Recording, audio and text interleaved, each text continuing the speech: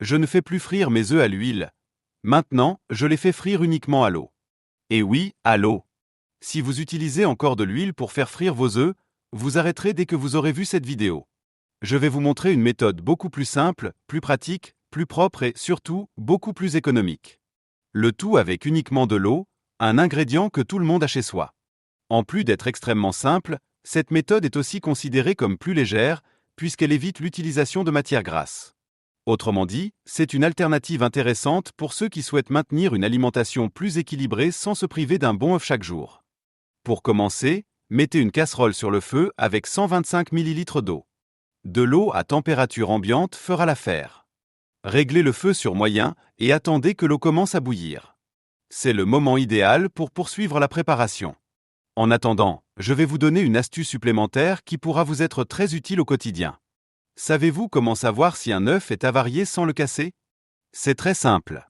Utilisez la lampe torche de votre téléphone. Approchez l'œuf de la lumière et observez sa couleur. Si l'intérieur est plutôt orangé ou clair, l'œuf est bon à consommer. En revanche, s'il est très foncé, opaque ou anormal, il vaut mieux le jeter. Cette méthode est bien plus fiable que le test à l'eau, qui peut être trompeur et ne pas indiquer correctement l'état de l'œuf. Revenons à la préparation. L'eau est déjà en train de bouillir. Ajoutons maintenant le vinaigre. J'utilise du vinaigre blanc, mais vous pouvez utiliser n'importe quel type de vinaigre. Ajoutez-en une cuillère à soupe et mélangez bien. Le vinaigre permet de garder la chair de l'œuf plus ferme à la cuisson. Ajoutez ensuite une pincée de sel et mélangez à nouveau. Cette étape permet de donner plus de goût à l'œuf. Cassez maintenant délicatement l'œuf directement dans l'eau bouillante. Ensuite, couvrez la poêle. Si vous préférez un jaune coulant, laissez cuire environ 3 minutes. Mais si vous préférez un jaune plus ferme, l'idéal est de le laisser cuire environ 5 minutes. Ce temps peut varier légèrement selon la chaleur, il est donc conseillé d'ajuster la cuisson jusqu'à obtenir le résultat souhaité. L'avantage de cette technique est qu'elle permet d'obtenir un résultat très similaire à celui d'un œuf au plat traditionnel, mais sans huile, sans éclaboussure dans la poêle et sans odeur désagréable dans la cuisine.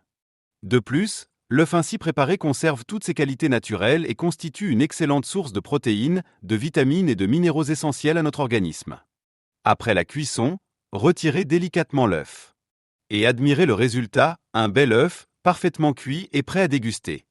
Saviez-vous qu'on pouvait faire des œufs de cette façon? Moi non plus, mais depuis que je l'ai appris, je n'utilise plus la méthode traditionnelle.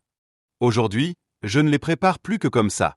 C'est plus rapide, plus propre et bien plus économique à long terme. À essayer absolument. Voilà, c'était le conseil du jour. Gros bisous et à bientôt pour une nouvelle vidéo.